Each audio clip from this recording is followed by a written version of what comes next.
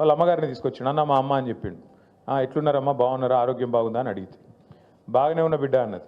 ఆ నాయకుడికి మొన్న ఈ మధ్యనే పెళ్ళయింది. ఆ పిల్లగాడు చిన్నోడు 25-26 ఉంటే మన రాజ్ కుమార్ పటేల్ లెక్కనే మొన్ననే లగ్గమైంది.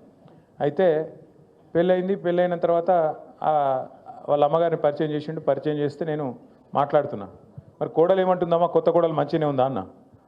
ఏం కోడలు కొడుక ఏమున్నది అన్న. అంటే గిట్లా మాట్లాడబట్టే, కొత్తగా పెళ్ళయింది గిట్లా మాట్లాడబట్టే నేను పరిచయం అయినా. ఏమైందమ్మా, ఏమి ఇబ్బంది అంటే ఆమె ఏమన్నది తెలుసా, కోడలు వస్తే నెలకు 2500 రూపాయలు వస్తాయి అనుకున్న కొడుక, ఏ 2000 లేవు, 500 లేవు, ఏం లేవు అని ఆమె అన్నది. ఈ లోపల కోడలు ఆమె గడుస్తున్నది, పిల్ల వచ్చింది.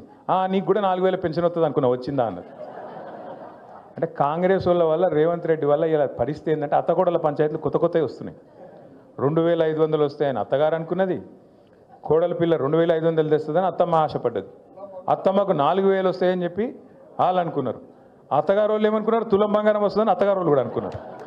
ముగ్గురికి పంచాయతీ పెట్టిండు ఇప్పుడు రేవంత్ రెడ్డి.